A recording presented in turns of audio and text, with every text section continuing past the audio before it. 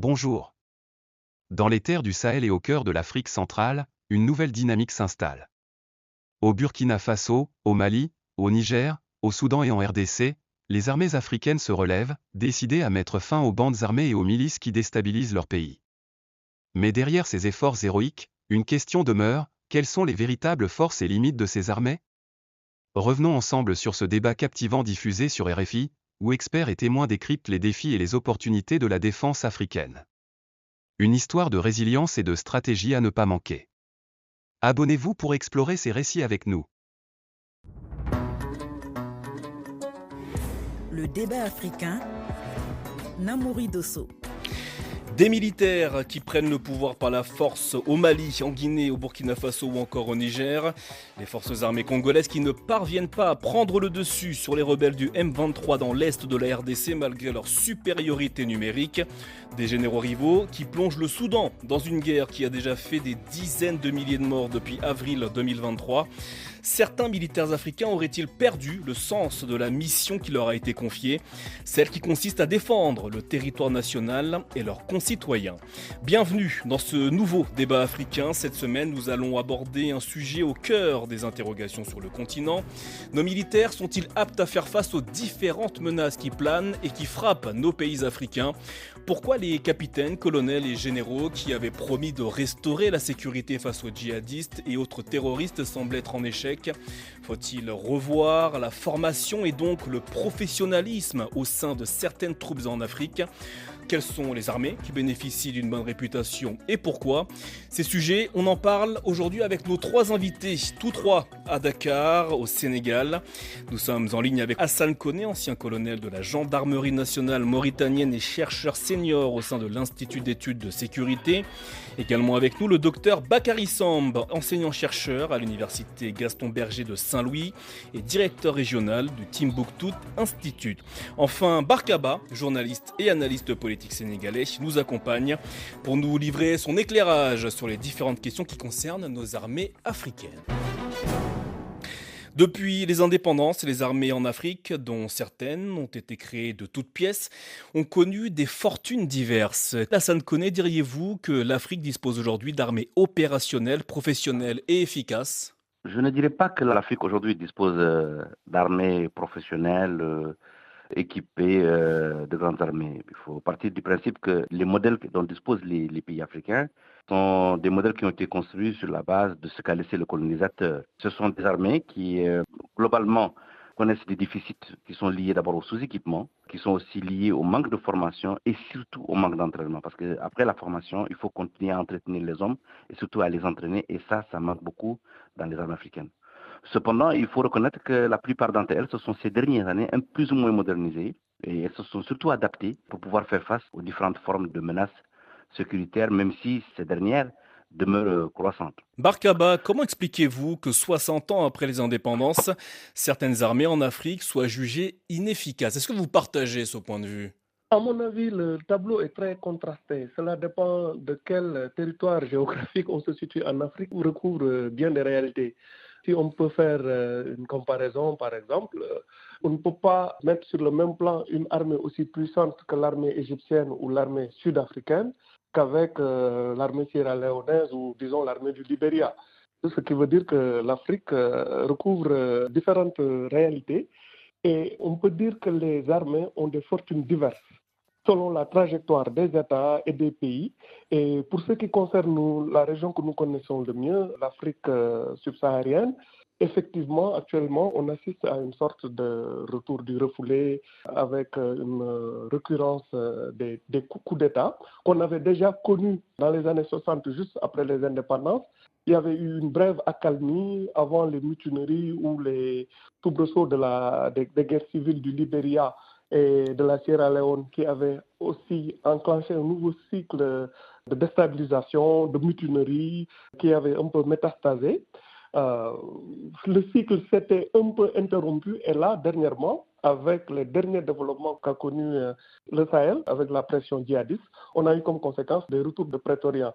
Selon des cycles plus ou moins longs ou courts, on peut assister effectivement à une déstabilisation de certains pays. Les armées qui sont censées faire leur devoir régalien de Alors, protection. Barkaba, vous avez évoqué le retour du prétorien.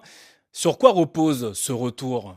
Il y a énormément de facteurs. Il serait très fastidieux peut-être de lister toutes les causes qui ont pu conduire à ces coups d'État, mais la conséquence immédiate pour la plupart des pays que vous avez évoqués, en tout cas pour les 3 pays sahéliens, une des conséquences a été la gestion parfois difficile de la crise djihadiste, sans compter d'autres réalités locales liées aux questions de bonne gouvernance, liées à la pression migratoire, autant de facteurs qui ont constitué un terreau fertile et qui ont peut-être même servi de prétexte à certaines des forces les mieux organisées qui se trouvent être au sein de l'armée. Et même dans ces armées-là, on a vu que ce sont les corps d'élite qui ont été le plus souvent à l'origine du déclenchement de ces coups d'État. Alors, Bakary Samb, certaines voix critiques estiment que le militaire africain est incompétent. N'est-ce pas une conclusion quelque peu abusive ? Oui, je crois que c'est une conclusion abusive de dire que les militaires africains, de manière générale, sont incompétents. Comme l'a dit Barka tout à l'heure, il faut savoir de quel pays on parle. Il y a des armées très structurées, il y a des armées qui ont des difficultés.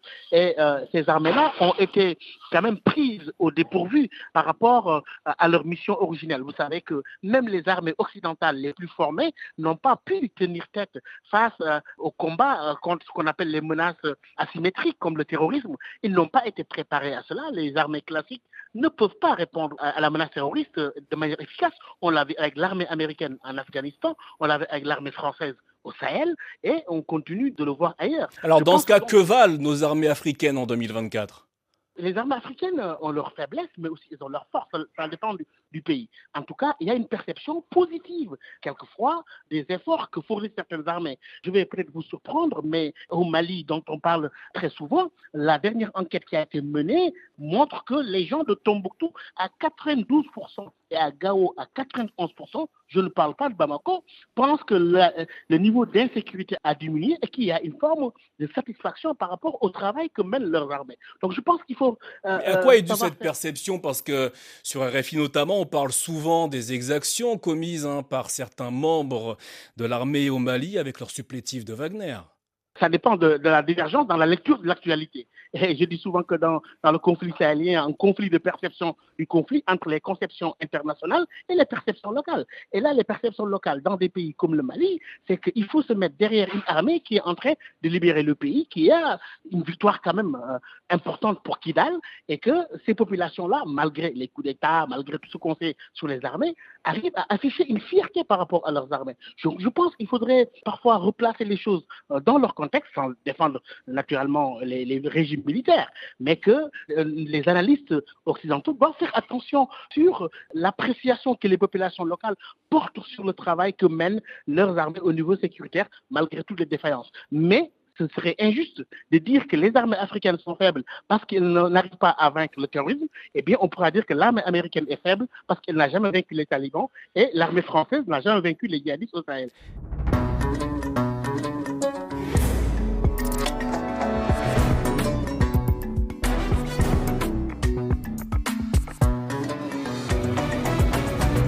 Les capacités de certaines armées africaines, notamment au Sahel ou en RDC, ont beaucoup été questionnées ces derniers temps. Pour ce qui est de la bande sahélienne, l'hydre djihadiste a déstabilisé des États comme le Mali, le Burkina Faso ou encore le Niger. Hassan Koné, pourquoi les armées de ces pays ne parviennent-elles pas à résoudre le problème ? Est-ce lié à un rapport de force ? Non, ce n'est pas lié à un rapport de force. Comme disait tout à l'heure Bakary Samb, les armées classiques, ce sont des armées classiques qui n'ont pas été préparées totalement à un conflit asymétrique. Et nous voyons comme l'armée française plus les forces internationales qui étaient là ont fait 10 ans dans ces territoires et n'ont pas réussi à vaincre aussi les terroristes. Et pendant toute cette période, il n'y a pas eu une possibilité d'une montée en puissance de ces armées. Et il n'y a pas eu un appui de la communauté internationale dans ce sens-là. Et les pays, sur leurs propres moyens, par manque peut-être de volonté politique, n'ont pas réussi aussi à faire une montée en puissance de l'armée. C'est depuis, on peut dire que c'est quelque chose qui est à contrario. C'est depuis l'arrivée des autorités militaires récentes qu'on sent que ces armées-là sont en train plus ou moins de s'équiper, en train de se doter et essayer de monter en puissance. Donc, ce que les autres n'ont pas pu faire, c'est que l'armée française plus la communauté internationale n'a pas pu faire en 10 ans, eux, ils n'ont pas encore réussi à le faire peut-être pendant 2 ou 3 ans. Mais il y a quand même la perception aussi, ce qu'on trouve sur le terrain, c'est qu'ils sont en train de mener un effort, ce n'est pas facile, mais ils essaient quand même de mener cet effort. Ça donne quelques résultats, malgré les problèmes de bavure qui sont notés ça et là, mais ça donne quand même un résultat sur le terrain. Je pense qu'on ne peut pas leur reprocher de ne pas avoir réussi en 2 ou 3 ans, ce qu'on n'a pas réussi avant eux en 10 ans. Pourtant, certains de ces pays ont fait appel à des partenaires extérieurs, exemple avec le Mali ou la République centrafricaine, qui ont fait appel aux supplétifs russes pour lutter contre les groupes terroristes ou rebelles. Est-ce à dire que leurs forces armées n'ont pas la capacité d'agir seules face aux menaces, Barkaba? Cela dépend des pays. Effectivement, vous venez d'évoquer l'exemple de la Centrafrique et tout à l'heure, je parlais des cycles de mutinerie qui avaient déstabilisé profondément ce pays. On voit que cela a affecté la qualité de l'armée centrafricaine et cela a préparé le terrain un peu à la déstabilisation qu'on a vue avec l'arrivée de la Seleka. Et on a eu au résultat des courses une armée centrafricaine complètement en déliquescence qui a été incapable de défendre le territoire et qui est en reconstruction. Et là où c'est intéressant, si on se projette sur la Centrafrique, c'est de voir aujourd'hui que c'est un pays comme le Rwanda, un pays africain qui a une armée bien formée, bien disciplinée, avec une structure de commandement homogène, qui presque tient à bout de bras une partie du pays et assure peut-être même une partie de la sécurité des institutions de ce pays, est en train de devenir une force très très importante et de mener peut-être même sa propre politique en Centrafrique en compagnie des compagnies privées ou militarisées russes qu'on se retrouve là-bas, qu'on retrouve en Centrafrique. C'est un rare exemple où on peut voir un pays africain qui a une armée bien formée, capable de se projeter hors de ses frontières et de s'y maintenir. La capacité de projection des armées africaines est une donnée très rare. En dehors peut-être du Rwanda, un peu du Nigeria, de la bonne époque de l'ECOMOG dans les années 90 et peut-être du Sénégal, rares sont les armées, en tout cas subsahariennes, capables de se projeter à l'extérieur et de maintenir la cohésion des troupes. Ce qui prouve que s'il ne faut pas désespérer et jeter le bébé avec l'eau du bain, même si ce sont des exemples rares, on peut dire que si une armée est républicaine, si elle est bien commandée, si les troupes sont disciplinées, on est capable d'en faire quelque chose. Maintenant, on peut avoir des appréciations différentes par rapport aux missions, mais cela veut dire que l'expertise est là. D'ailleurs, on reviendra tout à l'heure sur les armées africaines qui fonctionnent et qui bénéficient d'une bonne réputation à l'international. Autre illustration, cette fois dans l'est de la RDC, où depuis octobre 2023, l'armée congolaise est confrontée aux rebelles du M23 et ne parvient pas à contenir ou faire reculer ce groupe armé. Bakary Samb, comment expliquez-vous qu'une armée en supériorité numérique soit ainsi en échec face à ce mouvement rebelle ? Oui, certains analystes avancent quand même un manque de professionnalisme découlant de plusieurs facteurs. Peut-être le niveau faible d'instruction et d'entraînement et un sous-équipement, une mauvaise gestion des ressources humaines, mais aussi l'étendue du territoire de la RDC. Certains en arrivent à évoquer la mauvaise qualité d'infrastructures routières qui entrave complètement la mobilité des unités. Mais je crois que ce n'est pas seulement comme le disent certains, un manque de motivation des subalternes. Il y a aussi les clivages ethniques au sein de l'armée et surtout l'enjeu des ressources naturelles. Vous savez que la RDC n'est pas forcément maître de son destin faisant face à des facteurs exogènes qui aujourd'hui, en plus de l'enjeu des ressources naturelles dans lesquelles les groupes armés et même les FARDC sont tous impliqués. Vous dites qu'il ne faut pas forcément jeter la pierre aux militaires congolais. Cependant, ces militaires congolais se sont alliés aux miliciens Ouazalendo dans ce combat face au M23. Ne s'agit-il pas là d'une forme de sous-traitance qui illustre, qui souligne la faiblesse des FARDC ?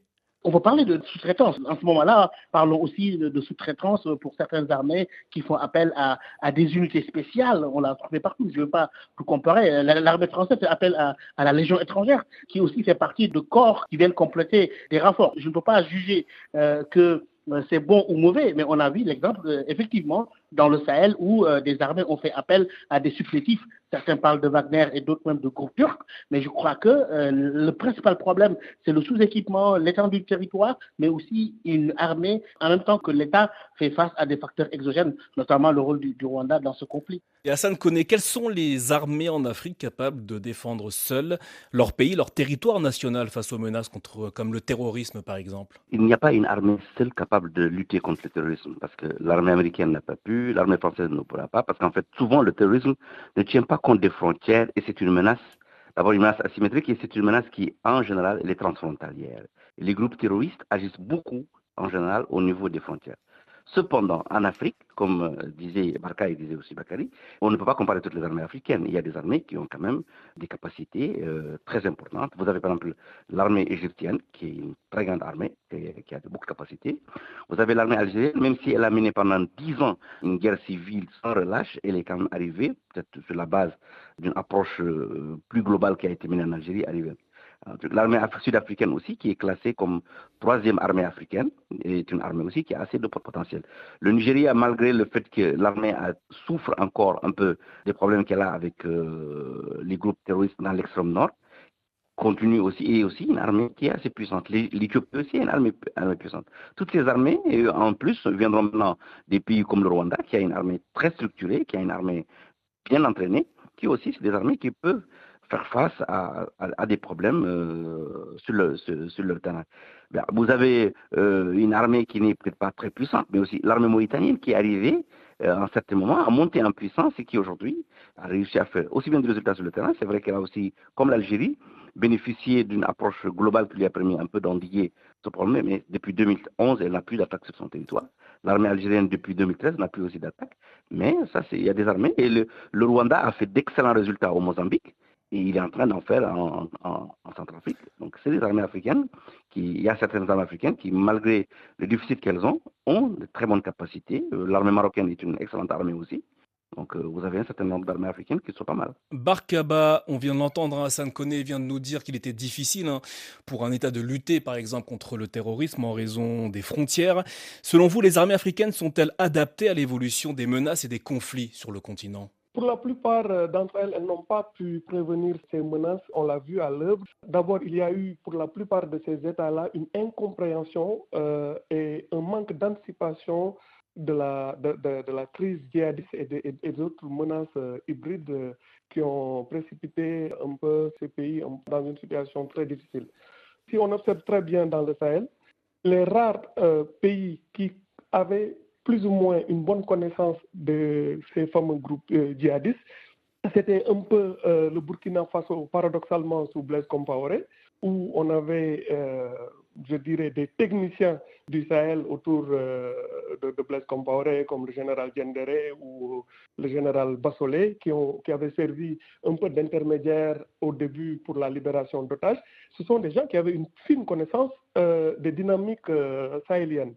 On retrouvait un peu la même expertise chez l'ancien président Ould Abdelaziz de la Mauritanie, lui et son successeur, le général Ghazouani, qui a été chef d'état-major, etc. Ils ont très bien pu connaître ce problème, anticiper en profondeur. Et l'autre dirigeant qui commençait à avoir cette expertise, c'était le président Bazoum, qui a été malheureusement renversé par un coup d'État.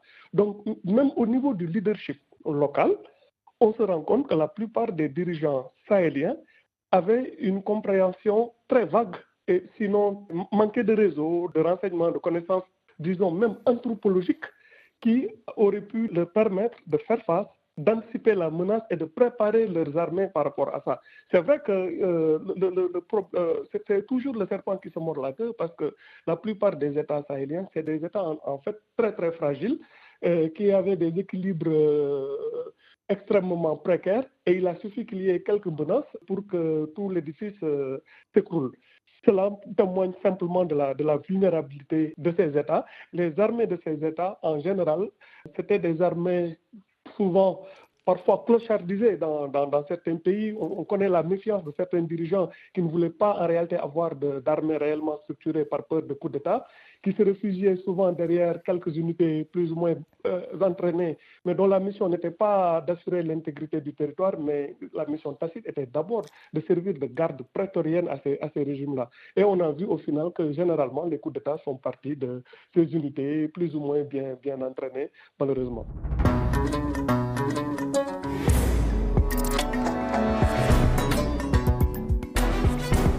On On va faire une courte pause dans ce débat africain consacré à l'état des lieux des armées sur le continent africain. Restez avec nous juste après le journal. On continue de parler notamment de leurs faiblesses, mais également de leurs points forts. Nous parlerons des modèles d'armées qui fonctionnent en Afrique, car oui, il y en a.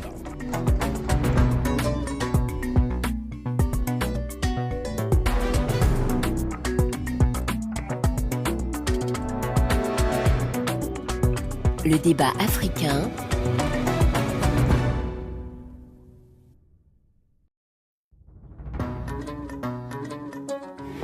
Le débat africain.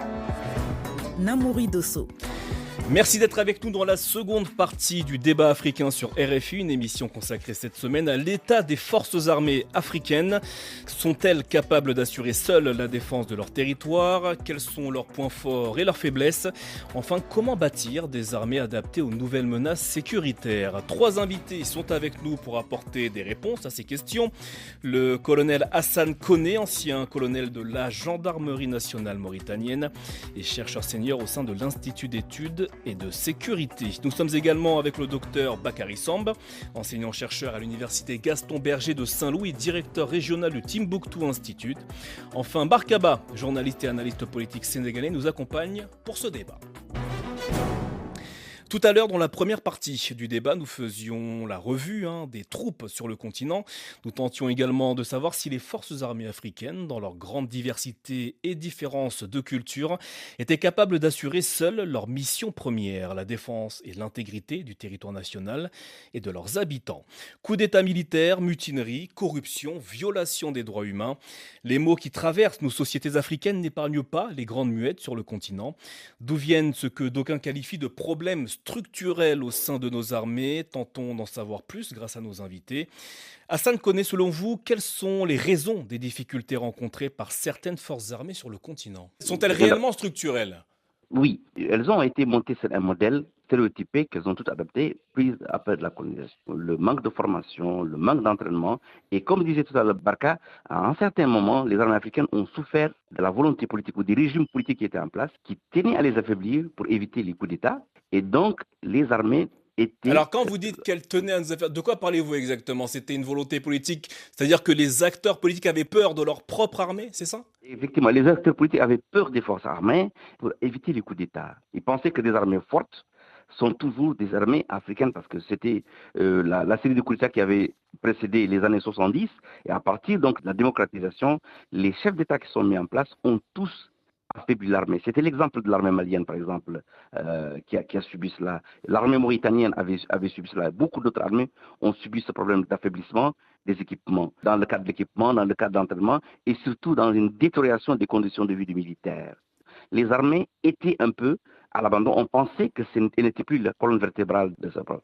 Et quand la crise sécuritaire a éclaté en 2012 au Mali, toutes ces armées étaient dans une situation déliquescente. Toutes ces armées étaient dans une très mauvaise situation.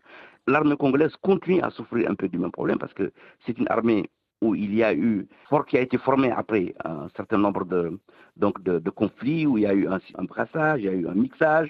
Et donc, structurellement, c'est une armée qui manque un peu de cohésion et qui manque un peu de formation classique. C'est un peu de ça que les armées africaines ont beaucoup souffert. Ensuite, il y a eu aussi, malheureusement, cette politisation des armées. Et les armées ont été beaucoup utilisées pour réprimer, soit pour... Alors justement, cette politisation des armées en Afrique, est-ce qu'elle n'a pas été contre-productive dans la mesure où certaines armées finissent par sortir des casernes et prendre le pouvoir par la force? Mais elle n'a pas été en fait contre-productive, c'est même la résultante.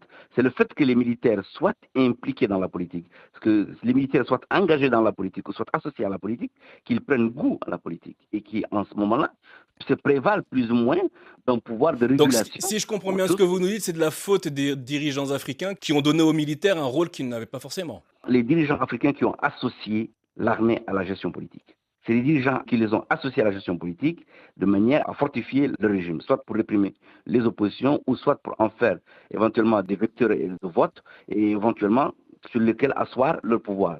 Et ça s'est retourné contre eux à un certain moment où ces gens-là ont cru avoir la possibilité de pouvoir réguler. Et comme dans nos pays, il n'y a pas un système de régulation qui fait que quand un pouvoir, soit il est décrié par la rue ou éventuellement il y a des problèmes de mauvaise gouvernance, il faut attendre la fin du mandat pour agir. L'armée se présente comme étant la seule structure organisée capable donc d'intervenir et c'est pourquoi les militaires ont commencé à s'impliquer dans la politique. Bakary Samb, enseignant-chercheur à l'université Gaston Berger de Saint-Louis au Sénégal et directeur régional du Timbuktu Institute. Ce que nous dit Hassan Koné au sujet de cette surpolitisation du militaire en Afrique, c'est quelque chose qui ressort dans vos enquêtes au sein de votre institut ? Oui, il y a une surpolitisation des militaires, mais puis sur une certaine forme de théorie aujourd'hui qui ferait penser à des jeunes que les militaires seraient mieux que les civils et que finalement la démocratie n'en valait pas la peine. Je pense qu'il faut relativiser cela. Dans certains pays, l'armée a su rester à sa place, comme au Sénégal, avec par exemple le recrutement qui est effectué sur une base d'équité et de justice, les contrôles et les instructions, mais aussi la culture de l'excellence sur les échelons du commandement. Et je crois qu'aujourd'hui, les militaires ont un rôle très important à jouer au regard des menaces sécuritaires, mais aussi je crois qu'il faudrait savoir comment faire pour que l'armée reste à sa place. Alors justement, c'est une question que je vais poser à Barkaba. Barkaba, comment faire en sorte que les militaires africains restent dans leur caserne lorsque la situation politique devient un peu difficile ? Ce serait très bien d'avoir la recette miracle qui empêcherait définitivement les coups d'État qui déstabilisent l'Afrique. Cela dit plus sérieusement, je pense qu'une des premières solutions serait d'abord qu'on ne leur serve aucun prétexte qui justifierait leur inclusion sur la scène politique. Parce que généralement, les militaires se sont déjà à l'affût et surtout la jeune génération de militaires que l'on a n'ont pas besoin d'être surpolitisés. En fait, ce sont des sortes de nouveaux condottières qui, comme cela a existé en Europe au 19e, 18e siècle, des gens qui se transforment presque en seigneurs de la guerre en attendant le bon moment pour surgir dans le champ politique et s'emparer des leviers de pouvoir qui sont aussi des leviers d'ascension très rapides. Ce n'est pas par hasard qu'on voit de jeunes officiers pressés avec des grades subalternes qui bouleversent totalement la chaîne de commandement militaire pour s'emparer des leviers du pouvoir. Parce que aussi la réalité est que s'emparer du pouvoir est un moyen d'ascension sociale très très rapide et même d'enrichissement compte tenu des enjeux énormes qu'il y a dans les contrats d'armement, etc. On voit tout de suite que souvent, même physiquement, les jeunes qui s'emparent du pouvoir prennent de l'embonpoint sur tous les plans. Donc si je comprends bien ce que vous nous dites que les militaires qui ont récemment pris le pouvoir au Sahel, que ce soit au Burkina, au Niger ou encore au Mali, n'ont pas réellement de vision pour leur pays, ils sont là que pour leurs propres intérêts ? Je ne le dirais pas comme ça. Même si au départ la motivation peut être patriotique chez certains, peut-être compte tenu de mutineries ou de situations difficiles sur le front qui les poussent à vouloir changer l'ordre des choses, ce que l'on constate, c'est qu'une fois au pouvoir, ils sont rattrapés par les réalités politiques parce que le pouvoir leur permet jusque-là d'accéder à des leviers qui étaient inatteignables pour quand ils étaient jeunes capitaines ou colonels à la périphérie. Et on voit qu'une fois qu'ils s'emparent du pouvoir, ils ont du mal à lâcher ce qui apparaît comme un gros morceau. Et après, il y a des mesures cosmétiques qui sont prises au nom du patriotisme, au nom de la volonté du sursaut national. Mais ce que l'on voit, ce sont des gens qui tentent de s'incruster, de rester. Et même au cas où ils acceptent de quitter le pouvoir, ce n'est pas sans vouloir imposer leur successeur. Donc, les militaires ne sont que les reflets d'une époque. Il serait illusoire de penser que parce qu'ils portent l'uniforme, que ces gens-là ne sont pas capables d'avoir des ambitions politiques. Je pense qu'ils ne sont que le reflet de leur époque et que certains d'entre eux ne valent pas forcément mieux que les dirigeants politiques qu'ils ont renversés. Hassan Koné, faut-il réformer en profondeur les institutions militaires dans nos pays africains ? Je dirais oui, parce qu'en fait, d'abord c'est une nécessité. Toutes les armées africaines ont besoin, à un certain moment de leur vie, de se reformer. D'autant qu'aujourd'hui, quand on se rend compte des résultats ou des problèmes ou des situations que les armées ont sur le terrain, ils ont besoin d'être reformés. On a besoin qu'on inculque au personnel une certaine dose élevée de professionnalisme et qu'on lui inculque aussi des valeurs républicaines, ce qui lui impliquera que les forces de défense et de sécurité comprennent qu'elles doivent être apolitiques, qu'elles doivent être garantes du respect des institutions et qu'elles doivent être soumises au gouvernement. Bon, il faut les réorganiser. Mais lorsque le pays va mal et qu'une partie du territoire est totalement perdue et que des groupes terroristes, djihadistes exercent des massacres sur les populations civiles, les armées ne doivent-elles pas agir ? Oui, quelle que soit la situation, les armées sont tenues et obligées d'agir quand il y a un péril sur le terrain. Ça n'empêche pas que parallèlement à ça, des mesures de réforme peuvent être entreprises.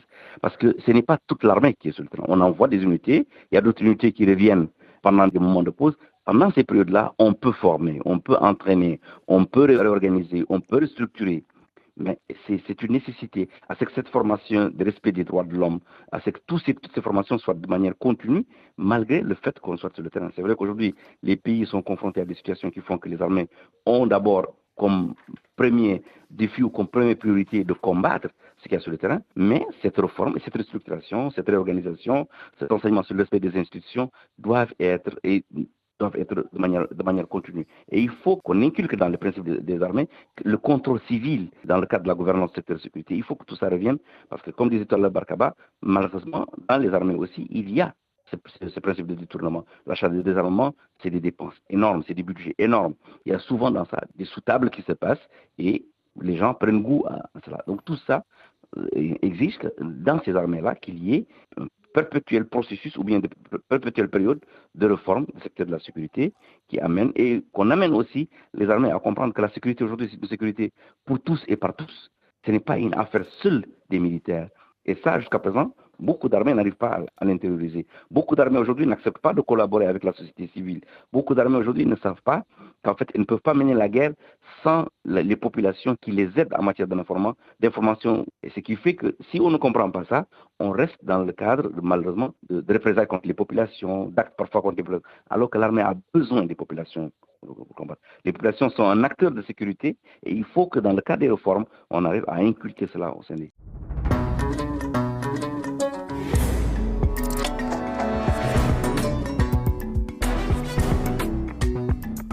Le débat africain, Namouri Dosso. On vient d'évoquer le cadre des réformes. Venons-en aux hommes et aux femmes qui composent les armées africaines. Hassan Koné, comment définiriez-vous le profil type des personnes qui s'engagent dans les armées en Afrique, si tant est qu'il y ait vraiment un profil type? Je ne dirais pas qu'il y a un profil type. Aujourd'hui, il y a eu un certain moment, les armées étaient un peu le creuset de gens qui ne réussissaient pas dans les écoles, surtout au niveau de la base. C'était beaucoup de gens qui ne réussissaient pas dans les écoles, qui se trouvaient dans la troupe en quelque sorte. Bon, il y a eu un moment donné aussi, c'était certaines personnes qui par option personnelle s'engagent dans les armées, mais aussi il y a des armées qui sont excellentes, comme l'armée sénégalaise dont parle le Bakary Samb, comme l'armée égyptienne. Ça, c'est des armées dans lesquelles il y a vraiment d'excellents prototypes d'individus qui s'engagent. Mais il faut impérativement, comme disait Bakary, que les armées soient d'abord qu'elles soient inclusives, qu'elles soient représentatives des populations, qu'elles soient représentatives des composantes et qu'on essaye de recruter les meilleurs candidats qu'on a, sans se baser sur soit l'intervention... Alors justement, parlant du recrutement, Barkaba, faut-il faire un effort dans la sélection des hommes et des femmes qui rejoignent les armées africaines et ne plus ouvrir les portes à tout le monde? Absolument. Si une armée comme l'armée du Sénégal, à juste titre, est donnée en exemple, c'est que depuis les indépendances, les dirigeants successifs ont compris que l'armée doit être le reflet de la nation, de la diversité ethnique de nos pays. Et ils ont beaucoup insisté sur la qualité du recrutement, tant au niveau de la troupe qu'au niveau des officiers, qui pour la plupart ont fait les plus grandes écoles.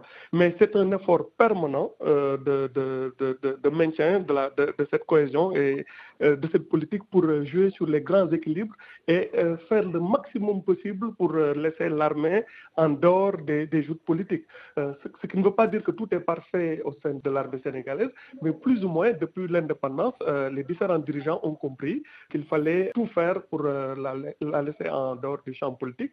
Il y a eu toute cette...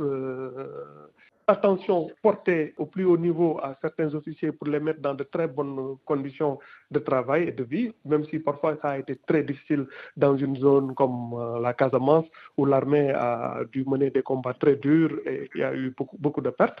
Toujours, les différents régimes ont veillé à ce qu'il n'y ait pas de mutinerie ou qu'il n'y ait pas de soubresaut.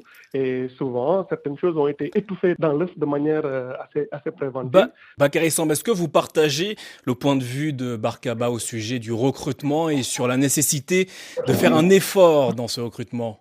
Absolument, il faut faire un effort dans ce recrutement, dépasser les clivages ethniques, revenir à des critères beaucoup plus objectifs sur les avancements, le niveau d'instruction, etc. Et si on ne le fait pas, on aura des armées qui seront certes le reflet de la population, mais aussi qui va importer les conflictualités qui existent dans la société au sein de l'armée, et cela amène des dysfonctionnements qu'on connaît et qui déstructurent, en tout cas déstabilisent les États de la région. Ce qui nous amène à la question du professionnalisme des troupes africaines. C'est souvent un des reproches qui revient lorsque l'on parle des militaires en Afrique.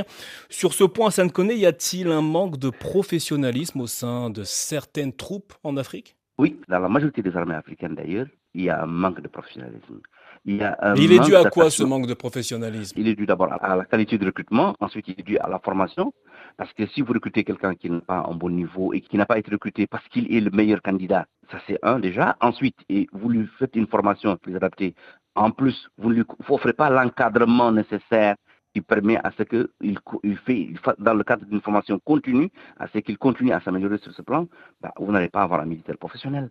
Et ensuite, les valeurs, parce que si on lui inculque certaines valeurs et qu'on ne lui apprend pas à respecter ces valeurs, on ne lui apprend pas à respecter les limites de son action, et on continue par rapport à tous les événements qui se passent, de manière empirique, à lui introduire la culture du respect, d'abord des droits humains, du respect des consignes qu'il reçoit, vous n'allez pas avoir un militaire professionnel. Et c'est ça, dans une grande majorité des armées africaines. Bon, si je dis une majorité, c'est par rapport quand je prends le nombre. Mais il y a des armées africaines où certains qui sont professionnels, qui arrivent à vraiment avoir des troupes qui sont respectueuses de tous les principes. Barkaba, est-ce que ce professionnalisme au sein des troupes africaines ne passerait-il pas par une plus grande coopération régionale? Oui, il est nécessaire d'élargir la coopération régionale et on a vu que face à la pression djihadiste ou à d'autres menaces asymétriques, beaucoup d'États ont eu du mal tout seuls à s'en sortir.